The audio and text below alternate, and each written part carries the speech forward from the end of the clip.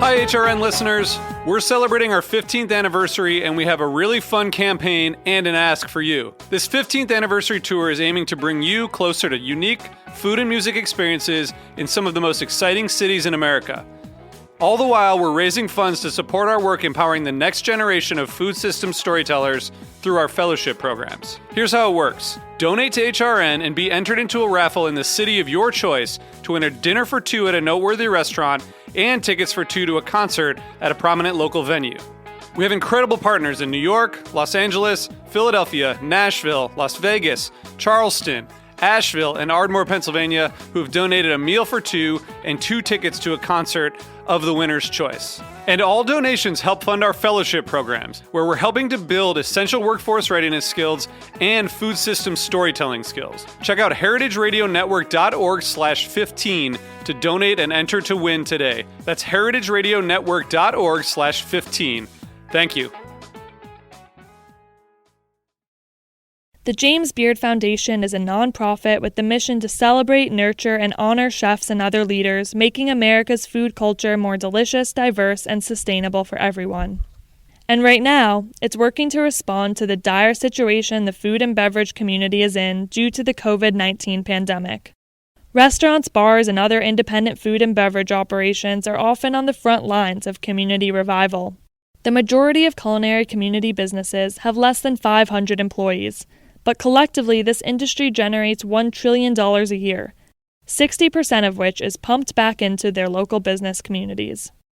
To help bring swift economic relief to these essential businesses, the James Beard Foundation launched a fund to provide microgrants to independent food and beverage businesses in need.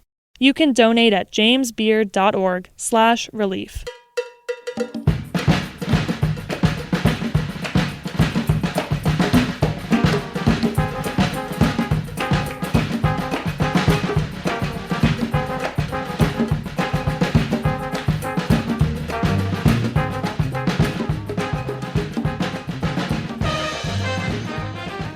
Welcome to All in the Industry on Heritage Radio Network. I'm your host, Sherry Bayer, and it is Wednesday, April 1st, 2020. This is the 246th episode of this series, which is dedicated to behind-the-scenes talent in the hospitality industry. Today, we are switching things up a bit with a special show on COVID-19 and its impact on our hospitality industry with two guest interviews. My first guest is a top hospitality attorney, Bruce Bronster of Bronster, LLC, who is returning to the show for the second time. And my second guest is executive chef Kwame Onwuachi of Keith & Kin, a top chef and collaborator in the Independent Restaurant Coalition. First, as I do in every show, I will start out with my PR tip, and then we will have back-to-back segments with Bruce and Kwame. We may have a speed round, and I will close things out with my solo dining takeout experience this week. So as the founder of Bayer Public Relations, I'm going to tip the show off with my PR tip of the week. Today's tip is to have empathy. Be capable of putting yourself in someone else's shoes in order to see the world from their point of view. Now, this tip comes from my hero and the world's hero, Chef Jose Andres, who wants to feed the world in the coronavirus pandemic and all disasters through his World Central Kitchen's impactful disaster relief programs. And he believes in order to do so, we need to empathize with one another. Without empathy, nothing works, Jose was quoted saying in a fantastic cover story in Time magazine last week. And back in September 2018, in a feature in the Chicago Tribune, he said, "I think 51% of leadership is empathy." I believe in Jose, and what he says is the truth. Empathy will make all of us better people and leaders. So let's work on it together and empathize. That's my tip today. Now, I'm happy to have my first guest here with me back for the second time. It is Bruce Bronster. He is a partner at Bronster LLP, a New York-based boutique law firm with experience in real estate, litigation, tax lien and mortgage foreclosure, hospitality, entertainment, and corporate matters. Bruce was formerly a law partner at Windles, Marks, Lane, and Mittendorf, and he is a member of the Restaurant and Hospitality Law Committee of the Association of the Bar of the City of New York. And that's a mouthful, so welcome to the show, Bruce. Thanks so much, Shari. I appreciate the very lengthy introduction. I was prepared with some bullet points to talk about myself, but I feel there's nothing left to say. Oh, there's so much to say. Sorry. So I'm joined today by one of my colleagues, Alex Mink, who's been helping me on all of this COVID stuff. And we in the law profession, like everybody else, has been hit with the deluge of information, misinformation, shifting grounds, and basically desperation because, when the world stops, you don't know what to do.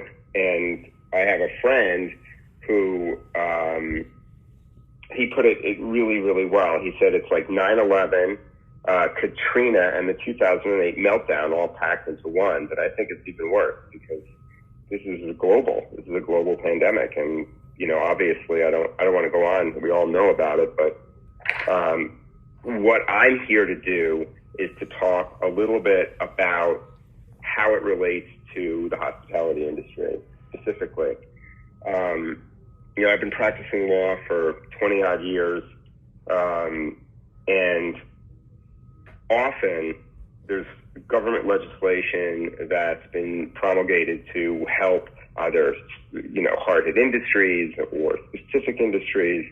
And right now, the restaurant and hospitality industry is arguably the largest employer in the United States with over 15 million employees.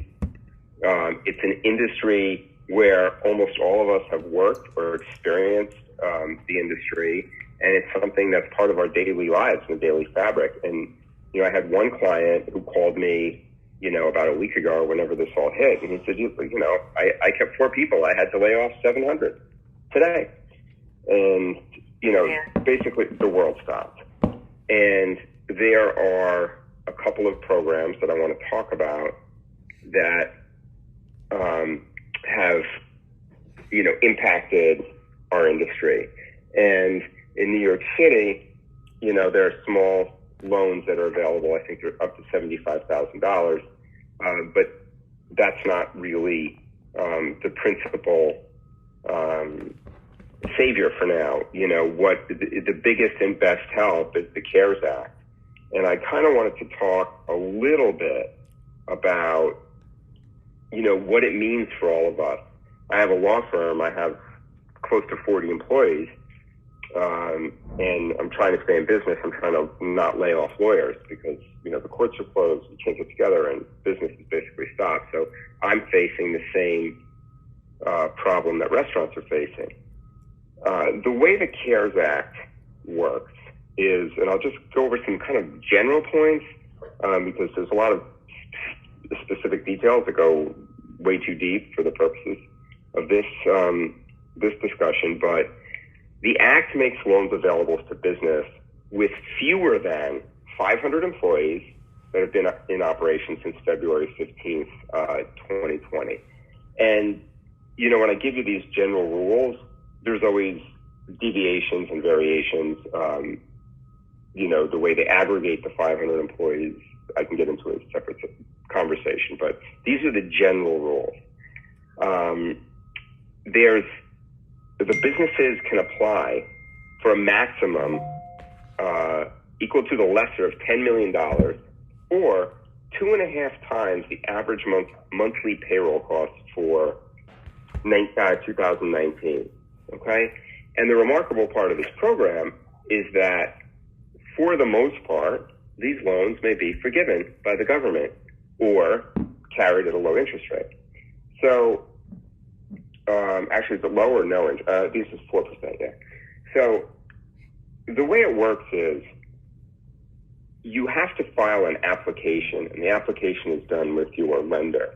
But the program is funded through the SBA, the Small Business Administration. And you look at your payroll levels, okay, of 2019, And the idea of the program is to bring people back to full employment. So if you hire everyone back and you do the math and you figure you can borrow $10 million to keep everybody employed, that amount will be forgiven by the government, up to $10 million. And, I'm going to have Alex talk a little bit about how the forgiveness works and how the math works a little bit, but I'm going to stick with certain other high-level points for a minute. Okay? The maximum loan term is 10 years. There's no PG, no personal guarantee. The interest rate is 4%. Payments are deferred. And there's one aspect of this, the CARE Act, which is applicable to restaurant industries. So I want Alexander, I want you to talk about that, and then I want you to talk about how the math works, and then I'll come back to some of the other issues that are affecting the hospitality industry. Sorry. Go ahead, Alexander. Sure. So in general, when calculating the number of employees for businesses that may be eligible for this type of loan, that number of employees is aggregated across affiliated businesses or organizations, except with respect to the food services industries. So in that case, if there's more than one physical location for a food service industry or a restaurant, the maximum number of employees is determined on a per location basis rather than across the entire business, which is really great. So if there's more than one location for a restaurant, it's location by location. They're not aggregated. That's an exception for the food services industry. And the way that this loan program is a little bit different is that to the extent the loan amount for which you apply is used to pay payroll, salary, utilities, rent, mortgage payments, and benefits for the 8 weeks after the loan is given, that amount will be forgiven by the government. So it turns that loan amount into a grant. And in layman's terms, what that means is that it behooves companies to maintain or rehire their pre-crisis level of employees and to maintain or increase their pre-crisis salary levels. So that if your monthly average payroll cost for 2019 was $100,000, but because of COVID-19, you reduced your monthly payroll cost for everyone to $70,000. Unless you raise that level again to $100,000 after receiving this loan, that $30,000 difference would be still considered a true loan as opposed to a grant. Does that make sense? Yes, it makes sense. I think it's great. You guys are sharing all this information. Bruce, did you have something you wanted to add on to that? Well, yes. I don't want to get too granular about the CARE Act, but I do want to talk for a few minutes about some of the other major issues that are affecting the hospitality industry. There's a sort of a huge user group on WhatsApp that was, I think, initially started by Steve Kamali. And it's literally dozens and dozens of restaurant owners and entrepreneurs and chefs and people in the industry. And the issues that keep coming up revolve around the help that government is going to give. And the second and third issues are your relationship with your landlord or landlord-tenant lease issues. And the last issue is insurance. And they're sort of related a little bit. So some of the legal issues that people are talking about is, do I have to pay rent? Number one. Number two, is my good guy guarantee going to be valid or invalid, or will I have to live up to it? Should I turn in the keys? And these are really tricky questions in very uncharted territory. I mean, typically, courts are really supportive of leases, and they tend to enforce them. And they tend to enforce good guy guarantees. I've litigated many of them, and they're generally rock solid. But I don't know how the courts are going to enforce them now, number one. Number two, in leases, there are a variety of provisions, namely force majeure and others, but there are a variety of provisions that say, if there's an act of God, you don't have to pay your rent.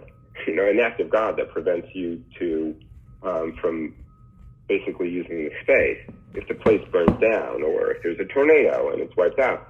So it seems that it would be awfully silly if you had to pay rent on a building that's gone. But with COVID, there's a question as well, is this an act of God, or the fact is the government ordered a shutdown of restaurants. So is it an act of God or not? Is it a force majeure or not? And the force majeure clauses in all of these leases are all over the map. They're written very differently. For example, some of them have pandemic in them and some of them don't. And this is a pandemic. So if that language is in there and now it's a pandemic, that's an enforceable clause. But if it's not, it might not be enforceable. Other force majeure clauses have government interference or government shutdown or some language that addresses government action. Some don't. So all of the leases really need to be examined closely to figure out what your tenant rights are. Let me ask you. Let me ask you my question I had from my last guest. I had on episode 245. I had on Lonnie Sweet, the CEO of the Connect Group, and I asked him to ask you a question, and it's related to this. He wants to know if you can you give 3 tips on how chefs can look at their leases when they get back? Should they be negotiating, asking for abatements, or asking for better terms? Okay, that's a great question, and I'm going to address it's really 2 points. One is a restaurant owner should read his or her lease, number one. That person, that owner, should give that lease to a qualified real estate attorney, number 2. Because there may be very specific safeguards built into the lease. So it might be a moot point. You might have all the safeguards you need not to pay rent. That would be fantastic. But you really need someone qualified to review the lease to figure out what your rights and responsibilities are. And I guess the next piece is once you understand where you are, you have to figure out what's going to happen. This is not legal advice because I don't want anyone to ever call me up and say, hey, Bruce, you told me to do this or do that. But my feeling is we have not seen the end of governmental help. And in fact, we're all out of business unless we get some rent relief from the government. And it's not what Governor Cuomo was talking about with the 90-day, hold. It's helpful, but it's not a panacea, and it might not even be enough. So to some extent, you should sit back, talk to your attorney, and let's just see where we're going, okay? A lot of, many landlords, and I'll get to the insurance part of it in a minute, but landlords are asking tenants to sign certain types of agreements, and there's sort of forbearance agreements where you can forbear rent for a few months in exchange for other things.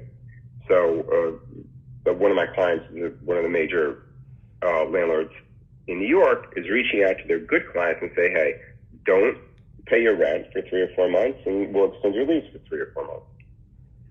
That might be fine. If you're comfortable, the landlord's comfortable, but if the government shutdown is for 6 months or 8 months, right, that's going to do it for you.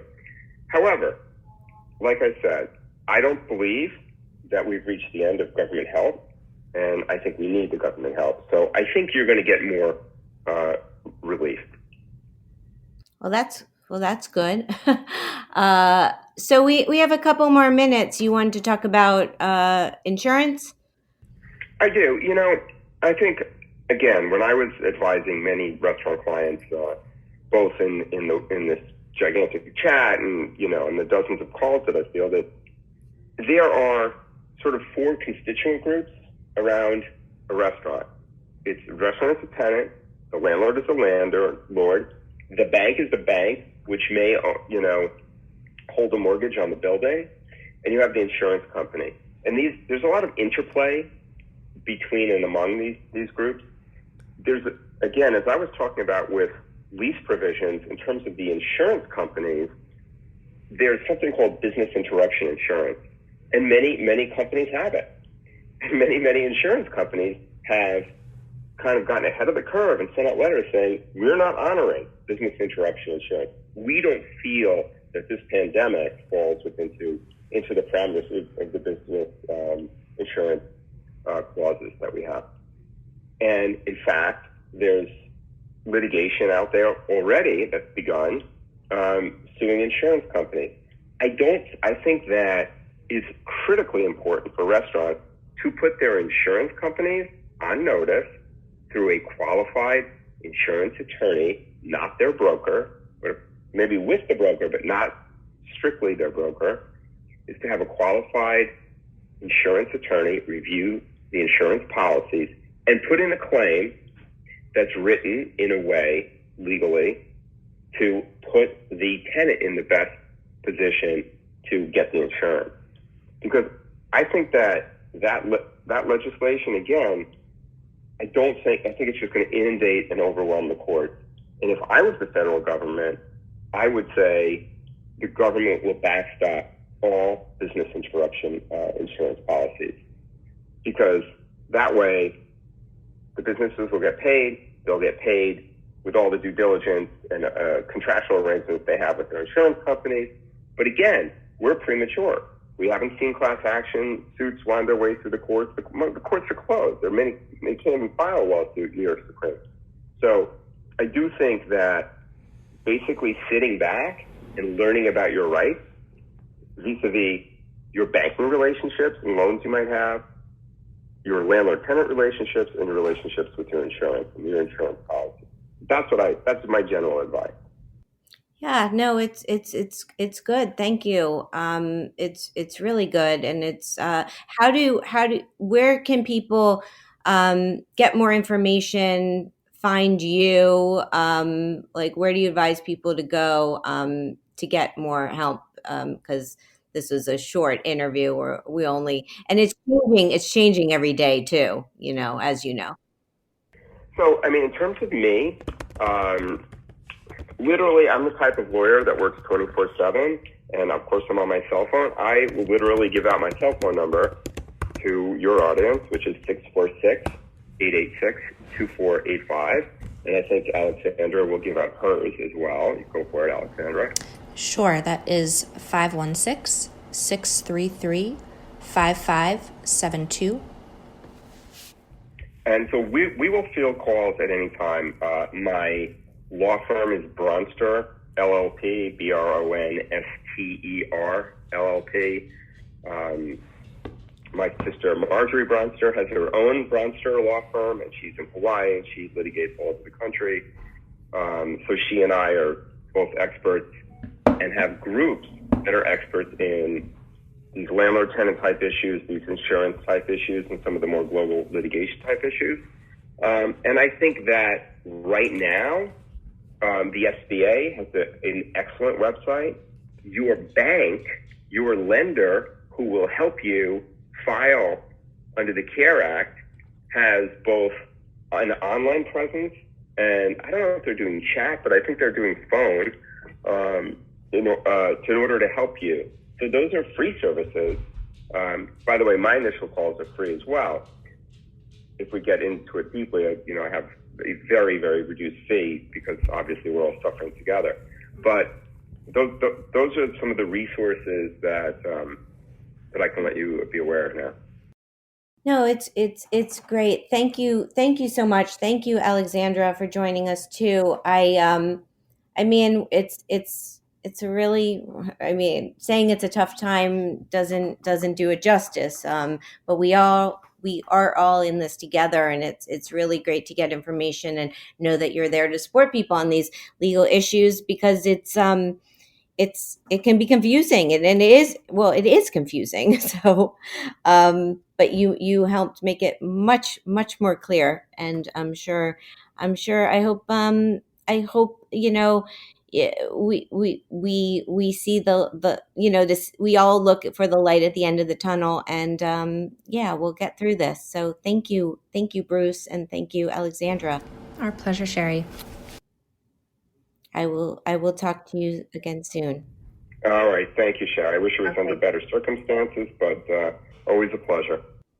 Yeah. No, maybe I'll have you back on a third time when we're talking about something really optimistically happy. So thank you. I do. I mean, we will talk about it, but I do think the future of the industry, I'm optimistic, and I can't be any other way. So. Yeah, we will. All right. Well, thank you. All right. Take care. Bye. Bye. So that was Bruce Bronster and Alexandra from his office at Bronster LLP. And we will take a short break, and we will come back, and we're going to talk with Kwame Onwuachi. And this is All in the Industry and Heritage Radio Network. We'll be right back.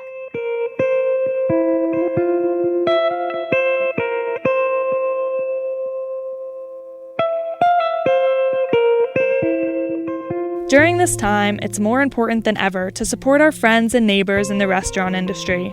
Restaurant Workers Community Foundation has set up a national COVID-19 crisis relief fund. The money they raise will provide direct relief to individual restaurant workers, support other nonprofits serving restaurant workers in crisis, and offer zero-interest loans for restaurants to get back up and running. Visit restaurantworkerscf.org to donate today. And if you need a little extra motivation, you can DM your $20 donation to RWCF's co-founder John DeBerry on Twitter, and he'll give you directions for making a signature quarantine cocktail. Donate now at restaurantworkerscf.org.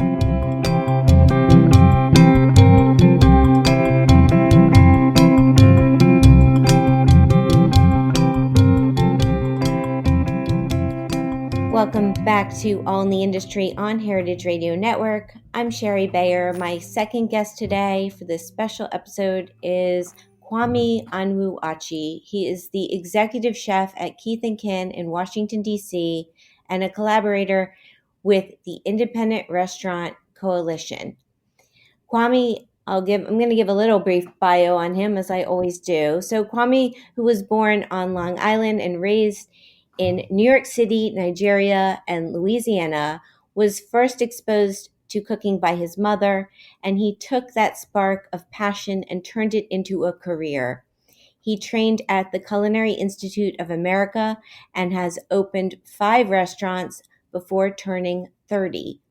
He received numerous accolades recently too, but many of those accolades, well, some of them include the James Beard Award for Rising Star Chef, Esquire Magazine's Chef of the Year, one of Food & Wine's Best New Chefs, and a 30 Under 30 honoree by both Zagat and Forbes. He is also the author of Notes from a Young Black Chef, which was co-written with Joshua David Stein and is now being made into a movie.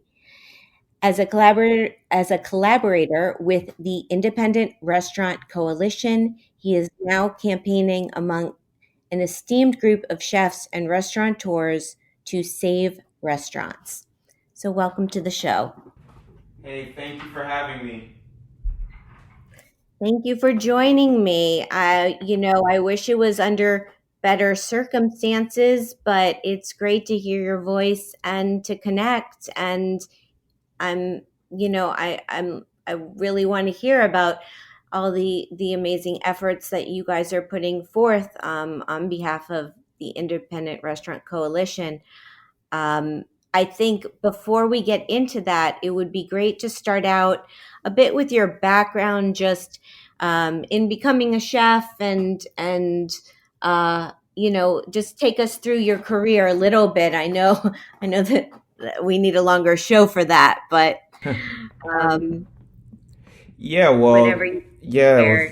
so thanks for having me first and foremost. I wish it was under better circumstances, but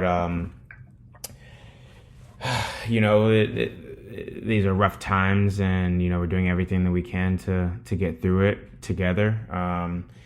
and we can't forget where we started and, what it took to get here. So, just a brief history on me. I started cooking at a very young age. My mother had a catering company that she operated from the house and put me to work, when I was about 5 years old, to help keep the lights on. So from there, I really got my knack for creativity, for cooking, and ventured off into my own business at a young age and started my own catering company. And I sold candy on the subway in New York City in order to fund that. And then I started a very successful catering company from humble beginnings, out of my apartment in the projects to having my own commercial kitchen, and then going to the Culinary Institute of America.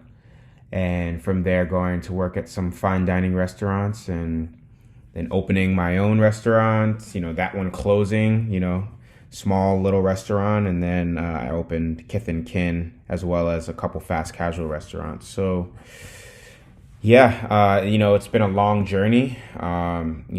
Recently closed the doors to my 200 seat restaurant on the waterfront in Washington, D.C. And it's heartbreaking. I think of this huge journey it took to get here. I think of all the people that I've met along the way. I think of all the young chefs that have come through my kitchen. And I don't want that, to be in vain or, to be forgotten. So I'm hoping that, I'm very hopeful and optimistic that we're going to get through this. I think it's going to be a tough time, but I'm definitely worried about the small restaurants, the immigrants that have moved here and have opened up their dream restaurant, their American dream, and have now been asked to close and social distance and, don't want them to be forgotten. So that's really where, IRC came from, is just having this one unified voice to just fight for the restaurant industry and to help save restaurants, because we're too small to fail, but also we're the backbone of the community. We generate $880 billion per year in revenue. So it would be a shame to see us go away. Yeah, no, absolutely. I mean, it's all so heartbreaking and hard what everyone's going through, and I know I can't imagine what it's like to have your restaurant and have to, close the doors and not knowing even, when you're going to be able to reopen, or if you're going to be able to reopen, and hoping everyone can come back from this. So with IRC, tell us a little about like the team behind it and what's happened so far with your efforts, because there has been some positive news with it. Yeah, for sure. It's a large team. We have, a lot of representatives from the James Beard Foundation, like Catherine Miller and Mitchell Davis. We have very, very successful restaurateurs from, Will Guidara to Tom Colicchio, Andrew Zimmerman, Marcus Samuelson, Andrew Carmelini. There's a lot of people behind the scenes working together to put together a unified voice, for the industry to fight for things that will help us short term and long term. I think the CARES Act, it isn't sufficient to ensure independent restaurants survive the crisis. It's a good step in the right direction, but right now we're in the process of heading back to Congress to fight for more, and using our contacts and our connections to leverage some change within that. We fought for unemployment to extend to 4 months, which we got, which is great, and coverage for independent restaurants who began closing and laying workers off as early as February 15th, which is amazing. Coverage of independent restaurants up to 500 employee limit, and also expanding loans to local restaurants and forgiveness to cover expenses and payroll. So like there are things that that we directly asked for that we got, and there are also things that we didn't. And right now, like I said, we're in the process of putting together a document so we can really articulate what this industry needs. You know, there's a lot of voices within the IRC, a lot of powerful voices, and a lot of people that are on the ground that have closed restaurants, that have, you know, laid off hundreds of employees, you know, and we all need to be represented. Yeah, absolutely. I mean, it's I've been following from your social media campaign going on, and a part of it, and trying to help. And you know, I think I've had this moment where I'm thinking this is why we all learned how to do social media so we could be proactive and help each other. But it's yeah, it's I mean, it's a powerful group of people that are from our industry that are behind this. And I was wondering in DC, like with your own, I don't know, your own restaurant, what's happening there. Like, did you consider doing delivery, or what's taking place there, based since that's your home? Restaurants closed. Definitely considered it, but you know, we have to do what we have to do to curb this virus as a nation, you know. And Yeah. for me, I mean, I'm not knocking any restaurant. You know, I want to say that first and foremost, very clear, because I'm not going to speak, you know, I'm not going to speak for people that I haven't walked in their shoes. So like I said, the immigrants, the mom and pops that are still open for delivery, or even the restaurants that are, you know, well known, that are open for delivery and just trying to make it. For me, you know, personally, I have 60 plus employees. I have employees that are at risk. I have employees that are elderly. I have employees that have children. So putting them on the metro to come an hour away, and then exposing them to, even if it's 10 employees that are in the building at once, you know, that are now interacting with 120 either delivery pickup people or people coming in to just receive. I just don't see how that's helping the situation. You know, I want to have staff at the end of this, you know, and I don't want to put anybody in danger, and I want to do everything that we can to beat this virus as a whole and as a nation. Yeah, I hear you. So how can other people help your initiative of what you're working on? Other chefs, other people like me in the industry, because you know, when I think about my show, or just everyone that I'm connected with, that you're connected with, we're all affected and in this together. But how can we help? You know, there are many ways. There's, you know, the James Beard Foundation is raising money. You can also go to saverestaurants.com to get involved. You can submit your email address, and they'll, you know, give you a daily briefing about like key legislative updates and like call to actions, whether it's social media or a social media toolkit, key messages and opportunities to speak with the media about this, you know, very, very important issue. And then at the bottom, there is a you can enter your number to call your local official and find your legislators, you know, and that's really, really important to know that we are united and that we're talking about this and we're serious about this, and you know, we're too small to fail. Yeah, no, that it's true, and it's a great hashtag. I mean, it's, as I said, the social media campaign is strong, and it's great that, you know, that you're out there and doing this. I don't know if you want to touch on any of the more points with the CARES Act, or anything else, that the initiatives that you guys are working on. They're still coming together. You know, we're working to like really get some clarification on the insurance policies, on when, you know, just some clarification on how we're getting these grants and how they're being allocated. Because in order to get the grants, you know, you have to, you're getting them for payroll and for rent, but we're not open right now, so we don't need payroll. We need to pay our bills. Our built up bills, like our purveyors, and make sure we're taking care of them as well as our rent.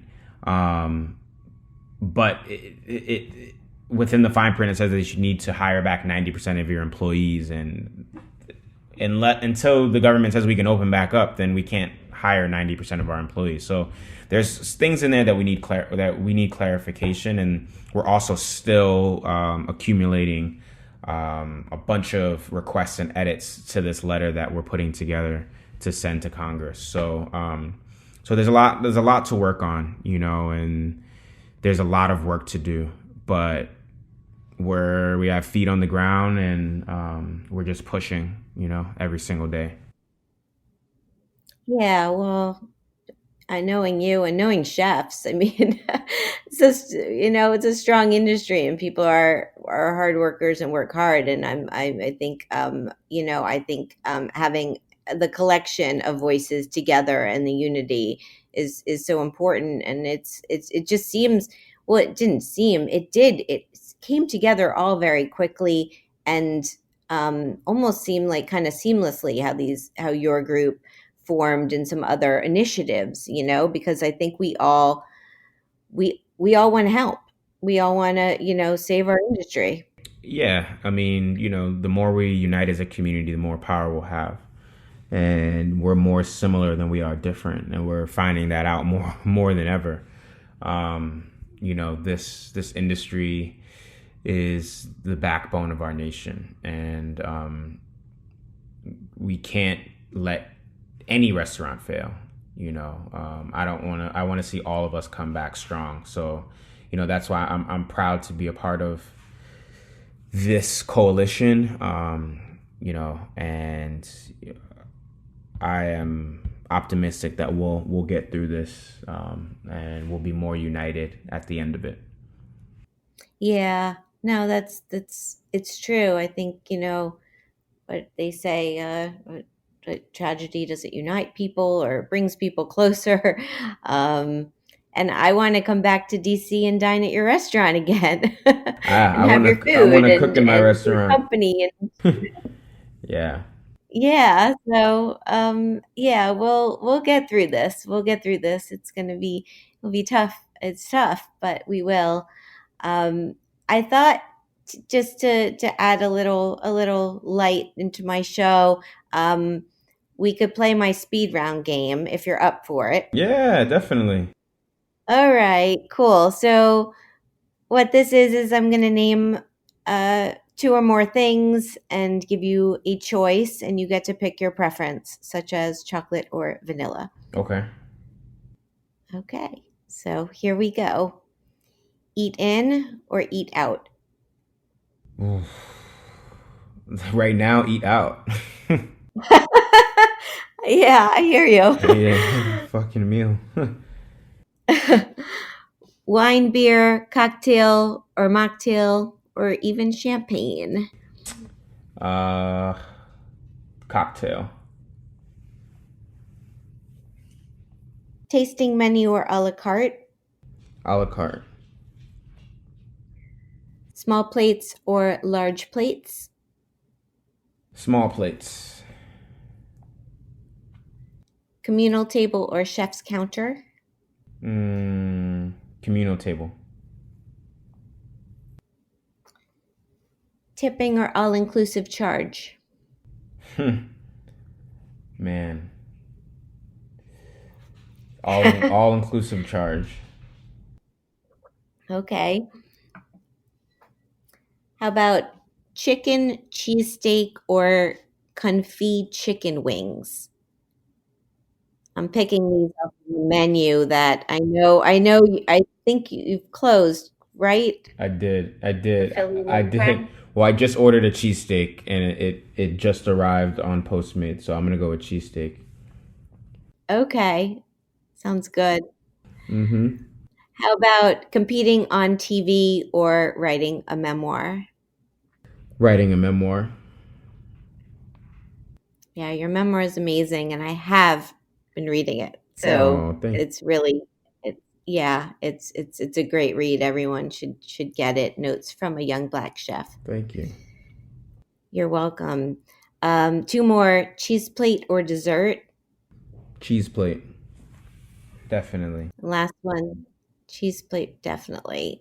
And last one is Manhattan, Brooklyn, or Washington, D.C. Well, I'm from the Bronx, so we'd have to say the Bronx if I can, All if I right, can we'll throw give that it to in the there. Bronx. I like that. That's the game. All right.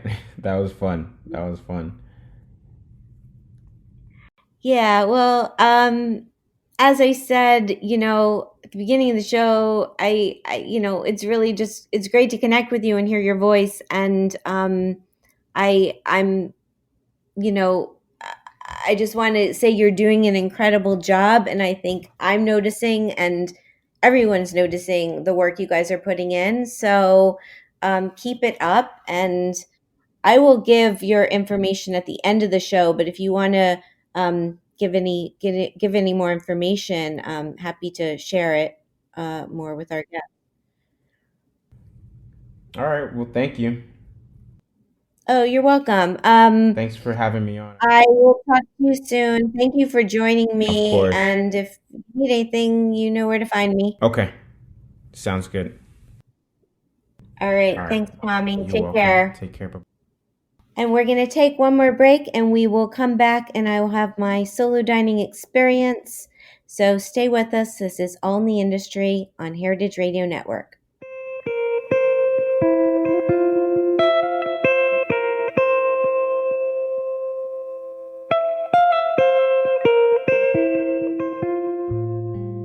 Restaurants employ over 15 million people nationwide, and 2/3 of all restaurants are independently owned and not part of big chains.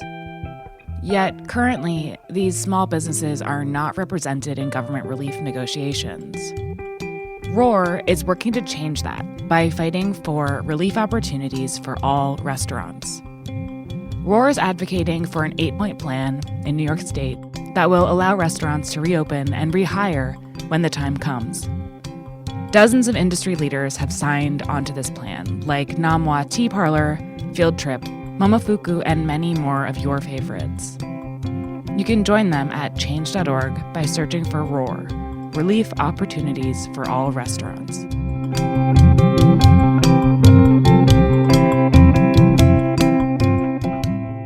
Welcome back to All in the Industry on Heritage Radio Network. I'm your host, Sherry Bayer, and it's time for my solo dining experience. This week, it's the takeout version, and it's at Bread's Bakery. Here's the rundown. The location, 1890 Broadway at 64th Street, Lincoln Center, NYC. The concept, New York bakery dedicated to producing artisanal handmade breads using traditional baking methods, which also bakes sweet and savory items and has a full cafe menu with salads, sandwiches, and more. The owner, Gadi Peleg.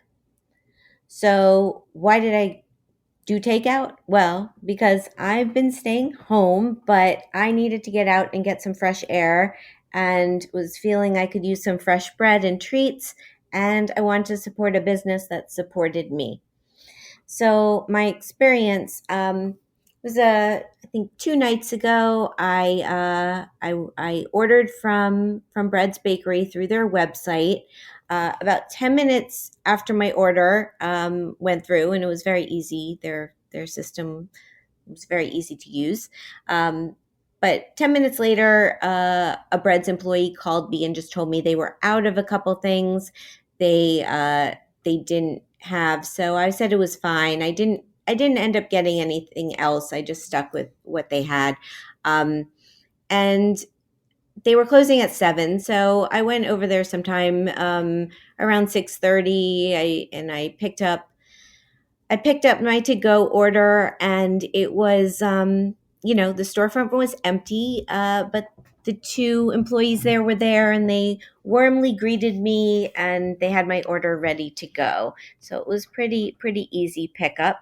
And on my way home, I was I did a little walk around the block, and then right at 7 o'clock, all of a sudden I knew it was 7 o'clock because New Yorkers started clapping and cheering out of their windows, which they've been doing every night since March 27th. It's an initiative to clap because we care for our essential workers. And it was just, the city has been so quiet, and having that moment, all of a sudden everyone started clapping, and I then knew what time it was. It was nice. I just have to say it was nice. And I came home and I had my dinner. So what did I get? I initially ordered a papi challah, hummus, a salmon roll, and chocolate babka. So they were out of the hummus and salmon. The hummus I was going to have with I have these amazing fresh carrots that came from Farmer Lee Jones at the Chef's Garden, and I have all this produce. So I didn't want to overorder. I figured I'd have the hummus with that and pair it with some roasted chicken I had. So I didn't have that, but I had the challah, and which was great. I had it just with butter, and I also had these carrots. I had made these tahini glazed carrots instead, and the roast chicken I had. And then I obviously saved room for dessert. I had the Bread's Fabulous babka, their chocolate babka, which, it's definitely something I'm eating for a couple of days now, as well as the bread, because, both of these things were things I decided to get just to have in the house. And they were delicious. I love breads. Everything is always fresh and awesome. So the ambiance was the comfort of my own home. I'd say it's perfect for everyone from morning to early evening to get breads. Interesting tidbit. So Bread's original location opened in 2012 on East 16th Street by Union Square. They also have a kiosk at Bryant Park, and they have a special Passover menu now that people can order from, anyone who's celebrating next week. So personal fun fact, Bread's was one of our Host Summit Plus Social sponsors, and they provided us with the most amazing breakfast and lunch spreads, and I'm so grateful. So thank you, Gotti and team. The cost of my meal was $24. That's including tax and gratuity. Would I go back? Yes. And their website is breadsbakery.com. So that is the show. Big thanks to Bruce Bronster, partner at Bronster LLP, and Alexandra Mink, who joined him. Their website is bronsterllp.com, and you can follow Bruce at Bruce Bronster at Bronster LLP. I'd also like to thank my second guest, Kwame Onwuachi. He's the executive chef of Keith and Kin and a collaborator with the Independent Restaurant Coalition. Their websites are saverestaurants.co and keithandkindc.com, and on social media at Chef Kwame Onwuachi, at INDP Restaurants, and their hashtag is Save Restaurants. You can find me on social media at Sherry Bayer, at Bayer PR, at All Industry. My Facebook page is All in the Industry. My website's BayerPublicRelations.com, SherryBayer.com, and AllInTheIndustry.com. All of our shows are archived at heritageradionetwork.org. We are also on iTunes, Stitcher, and Spotify. Next week, I am going to be speaking with Elizabeth McCall of Woodford Reserve and continuing to cover COVID-19. So I hope you'll tune in then. Thanks to my awesome engineer, Amanda Wang, and thanks again to Bruce, Alexandra, and Kwame. I'm Sherry Bayer. Everyone, be safe, be well, and thank you for being part of All in the Industry. Bye.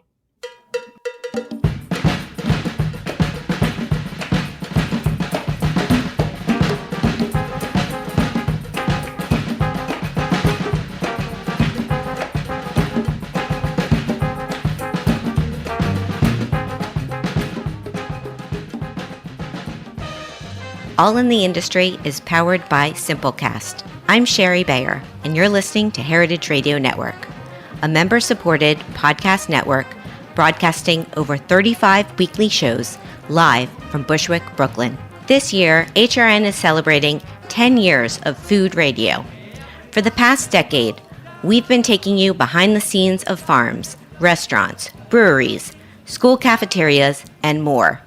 It's been 10 years, and we're just getting started. Learn more at heritageradionetwork.org. Hey there, I'm Lee Ullman here with some big news from the National Young Farmers Coalition. We're partnering with Heritage Radio Network on a special season of The Farm Report. It's all about what's happening with the Farm Bill and how it impacts farmers and eaters. I am growing diversified vegetables on land that's been in our family for 150 years. And so with the pandemic, gentrification, property values going up, we had to sell the land and we lost it. Join us as we uncover the untold stories behind this massive piece of legislation that shapes how we grow our food, what we eat, and so much more. The problems we have had, those are things that come from earlier Farm Bill and USDA policy, right? Like Earl Butts, get big or get out. You know, it's my responsibility to know not only what I'm eating, but then like how that all came to be, and realize like, wow, like this piece of legislation, all this money, like it's technically something that I support as a taxpayer. While Congress debates the next Farm Bill, this is not just an invitation to listen. It's a call to action. Be part of the conversation. Subscribe to the Farm Report on Heritage Radio Network, wherever you listen to podcasts.